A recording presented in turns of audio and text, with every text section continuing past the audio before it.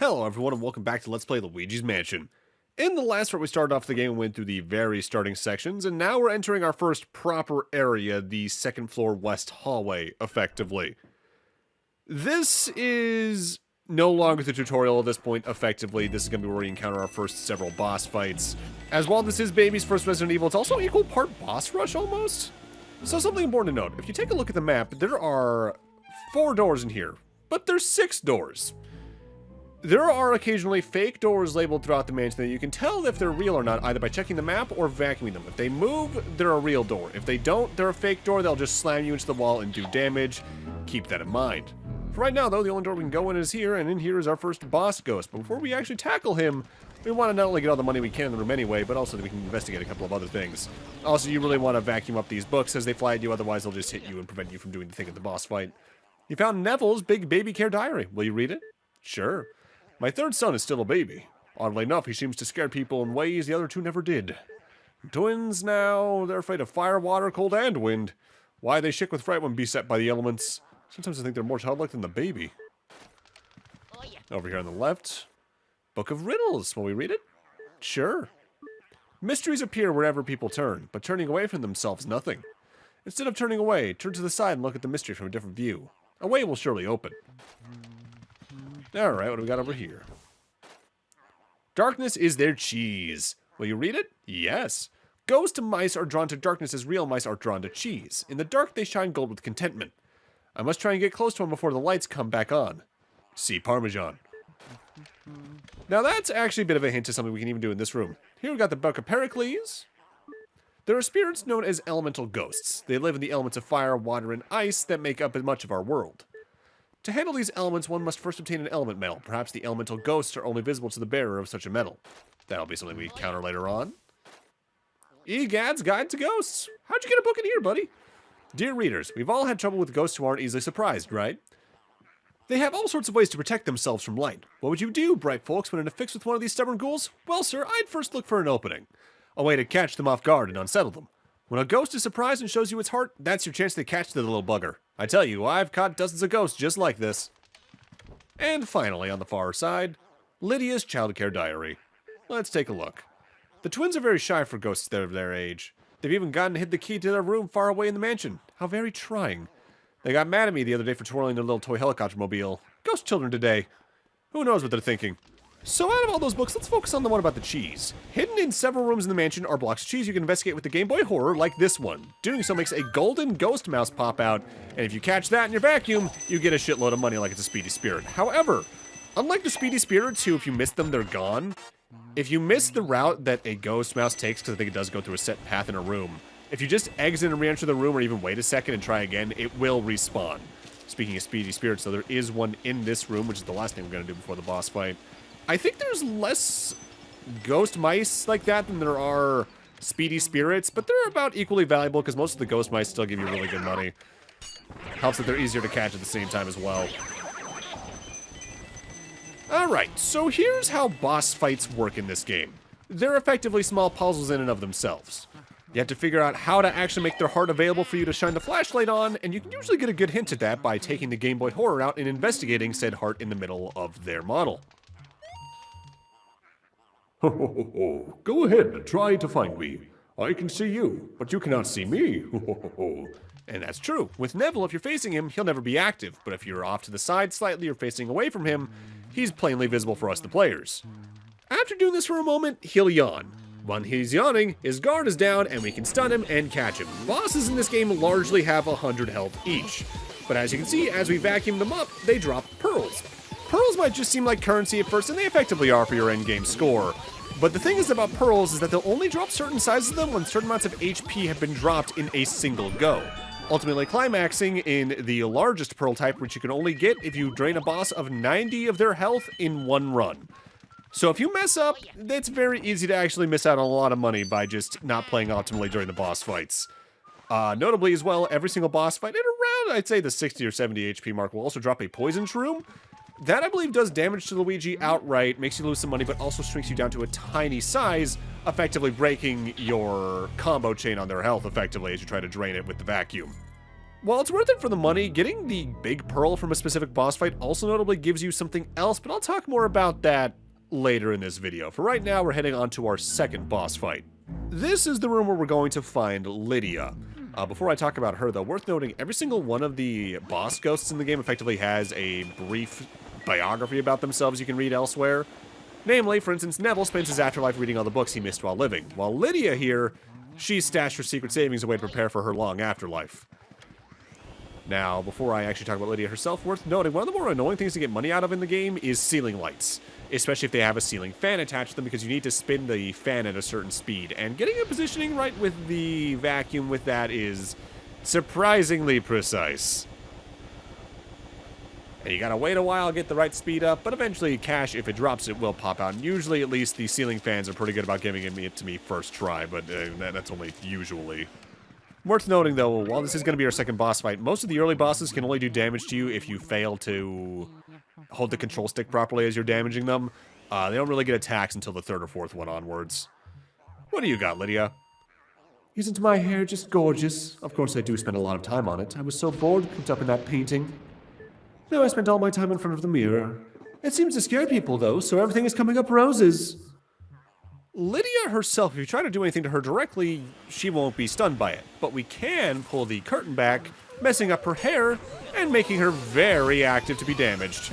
Worth noting, while later game boss fights do get better about dragging you all over the place and the room layouts get more antagonistic against you vacuuming the bosses, a good strategy in general for vacuuming bosses in a single go, let alone at least getting a big pearl, get yourself against a wall or in a corner, because that limits their escape directions and thus the amount of directions you'll have to hold the analog stick in to drain their health more effectively.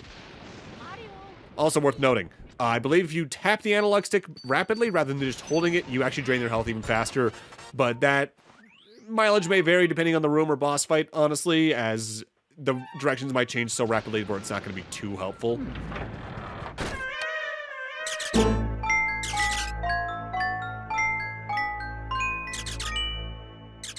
Well, that's a little eerie. So, Neville and Lydia are boss fights by the game's definitions. However, there's two distinct types of boss fights in this game. Minor boss fights like Neville and Lydia, and major boss fights that effectively end a game chapter, so to speak. Time for our first one of those. And once I investigate the room for the money, we'll take a good look at who we got in here. But based on the fact it's a nursery, on top of the fact we heard a baby's cry, you can probably make a pretty good estimation. It's time for a ghost baby. And your first thought upon hearing that might be, wow, there's a dead baby in this. That's dark. Well, this game is definitely a little more intense than your average Nintendo game. It's not quite that harsh. Horsey, Rocky, horsey. In order to actually trigger this boss fight properly, we need to rock the rocking horse until it upsets the baby.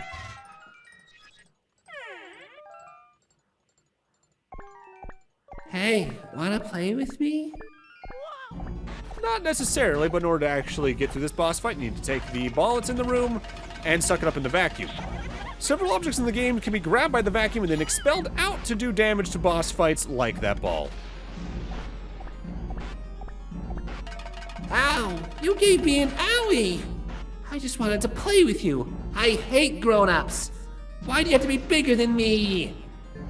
I've had enough. Small, now grow smaller. Small, itsy, tiny, little, wee, gaga, goo goo, ga!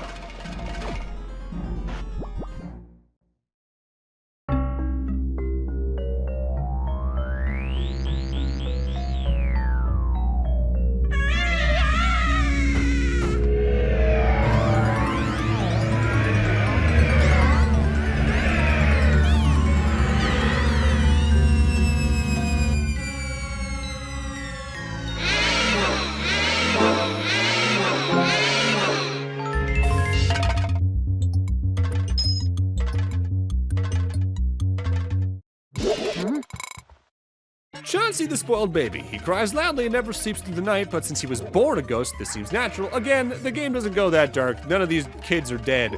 They were born this way. So Chauncey will shake his rattler and that'll send out horses that'll just dive at you when you get lateral with them. But then he's gonna throw some balls down, and to damage Chauncey properly, we need to grab one of the balls that sticks around and hit him with it. But this is where the boss fight things change for major boss fights. In order to get what's considered a good ranking on end of chapter boss fights, You just need to not take a lot of damage during them. I think in specific, it's like you can't fall below 90 or 85 or something like that. Meanwhile, in order to get a good ranking on the minor boss fights, it requires getting the large pearl from them. Mind you, in some cases, the end of chapter boss fights can be considered easier to get a high rank on than the minor boss fights. As minor boss fights, things can go a lot more awry more quickly due to the layouts of some of the rooms and the obstacles in your path as you try to vacuum them up. With that said, because the end of chapter boss fights like Chauncey here have actual patterns, it definitely leads to them being the more interesting bosses. As the minor bosses, even while their rooms and layouts and ways you make their weak point available change, the fights themselves don't change too much to the point where it can definitely feel samey as short as this game already is. Luigi's Mansion 2 and especially 3 do a lot better on this though, as their boss fights are genuinely incredible, especially by the third one. Speaking of which, I should probably talk about why I'm not playing the 3DS version. For one thing, I didn't want to record the 3DS version, but another thing, in order to get high ranks, they changed and added some new stuff to the remake that requires even stricter stuff, and I just didn't want to deal with that. On top of the fact that if memory serves, the game just runs worse, even if it technically looks better by some definitions. I just prefer the GameCube release at the end of the day. I'll talk more about 3DS exclusive content later on, though. This boss fight definitely also does a good job of testing your early game vacuum skills and specifically your aiming, as I remember having some issues with that on my first playthrough back when, but at the same time, it's like I went from the N64 controller to this pretty early on, and that caused some weirdness when it came to my depth perception. First major boss fight down. Upon doing so, a large chest spawns in, and in it we get a very special key. This is the heart key.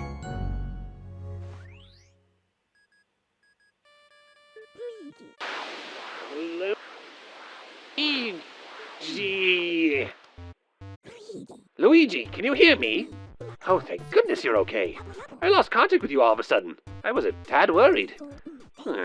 Seem to be a bit tuckered out after that long battle, don't you? Why don't you come back to my lab? When you vacuum a boss ghost, your Poltergust 3000 gets pretty much full to bursting. But oh, I guess you showed that boss ghost who's boss.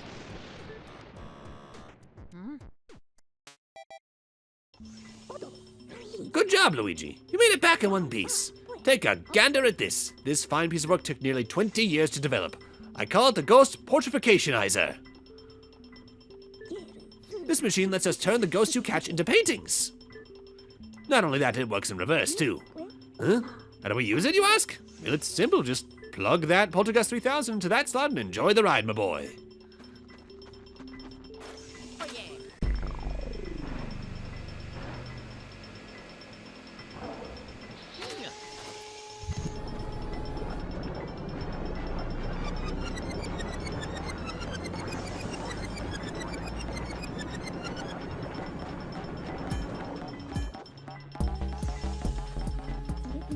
The ghosts are invisible, so we need to press them into visible forms. And presto, turn them into beautiful ghost portraits. Now, if you're playing along and you did a little worse in some of these fights, you might notice the pictures look a little different. I'll talk more about that in a moment. Well, we managed to turn those ghosts back into paintings. Thanks for your help, Luigi. And thus we end our first chapter. At the end of every area/chapter, you get not only a tally of the ghosts you've caught up to this point, like Neville, Lydia, and Chauncey, but you get a tally of your gold up to that point, effectively your score between the gold bars, the coins, the dollar bills, the gemstones, and anything else we find. You get your current tally. Largely getting a high rank by the end of the game when it comes to the money isn't too hard, but if you take a lot of silly hits or don't investigate a lot of things along the way, it's pretty easy to not get the best ending, effectively, is what I'll phrase it as. However, getting the worst ending is actively really hard. Where will you go, Luigi? Well, we want to head over to the gallery now. So here's the thing about portrait ghosts and other bosses. They have, here in the GameCube version, 3 ranks. They added a 4th rank in the 3DS release, and each rank not only has a different frame color, but the picture itself completely changes. Here in the GameCube release, they're bronze, silver, and gold. You get the gold upon getting the big pearl. I forget how you get the platinum one in the 3DS release. But at the end of every area, I'm going to head in here to the gallery to showcase not only the 2 other portraits that they have in the GameCube release, but also all 4 of their changed up portraits from the 3DS release. Every single one of these images should be sourced from the Mario Wiki, and I should be noting whoever uploaded whichever frame when they're on screen. This is an interesting way to still have a bit of a skill ceiling in the game, even if you don't ultimately need that much skill to finish the game. Because at least gives you an idea of, okay, there is something I can do better. And I honestly do like a lot of the, admittedly, kind of basic and retrospect filters they do on some of these paintings. If anything, I appreciate the color and personality that they shine through in the GameCube release. But we're done here in the gallery for now, because we only did the 3 bosses in Area 1, so now let's head over back to the mansion so we can tackle Area 2 properly.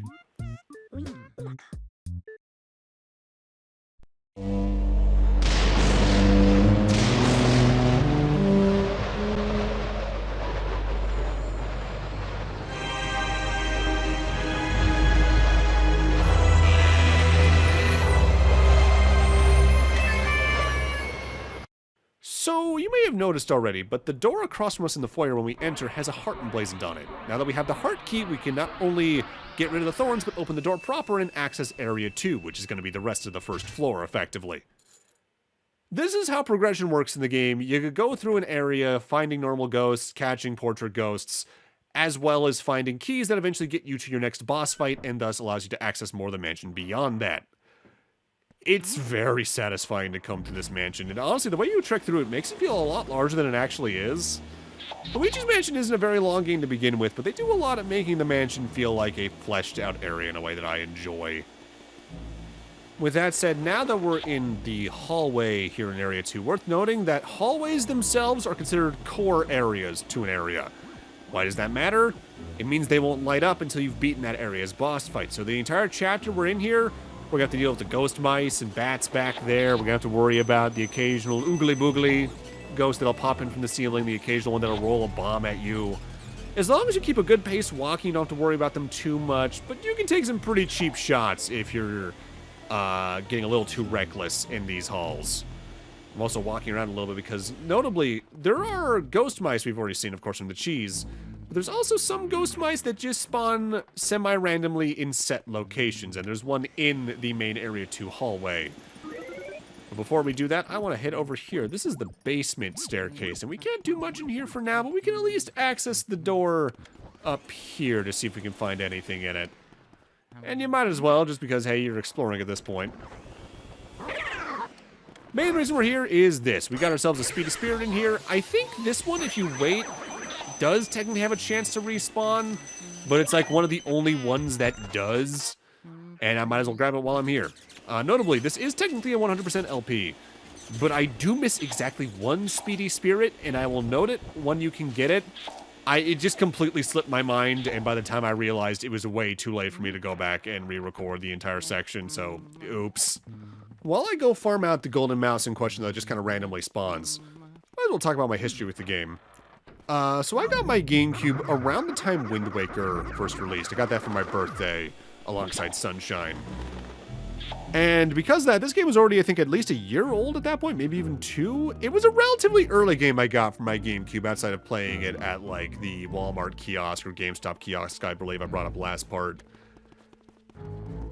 And it was one of those games I always played, but I didn't make a lot of progress in for at least a year because I was just busy playing other things on and off and just kind of replaying the same sections over and over again if I got stuck. With that said, this is definitely one of the earlier mainline Nintendo games of sorts that I actually managed to beat. Because I just wouldn't put in the effort to actually beat the games at a very young age. Like, I would just play Mario 64 and get like 20 stars and start over, do it all again because I had fun and was having no issue with them. I would play like the first area and a half of this, maybe 2 areas, and then restart somewhere else because I just would not find a key or something like that. There's the golden mouse. Again, mice like this just sort of randomly spawn, just like how money in this game is slightly random, where something will always have money, but it might not do it the first couple times you're in a room just for the sake of unpredictability, effectively. Area 2 can definitely seem a little overwhelming at first because there's so many doors open to you, but at the same time, only one will actually open to you, so just use the map to find that out. Occupied. Oh, well, excuse me then. So this restroom here is the only door we can actually open at the moment, and in here we actually got a new ghost type. The Ghoulie Grabbers, effectively, is what I like to call them, to reference that one specific Rareware game from after Microsoft purchased them. These guys sneak up behind you and grab you. They not only damage you after a second, but they also leave you very open from attacks from other ghosts. So if you're ever in a scenario where there's a bunch of ghosts and they're one of them, prioritize them because not only they're a little weaker, but that'll just prevent you from being left open for other attacks. Looks like you've run through a bit of trouble there. If you need more training. There's some ghosts who'll try to grab and hold you. When that happens, try moving your analog stick back and forth to shake them off. It's the age-old struggle for survival, my boy. Don't lose heart, Luigi. Yeah, to escape them if they grab you, just mash the analog stick every which way, and you'll get out pretty quickly, and you can avoid damage that way if you're fast enough about it. But with that, I'm going to need to end this off here. Thank you guys for watching, and in part 3, we're going to dive even deeper into Area 2 before getting relatively close to the end of it in the process. See you guys then.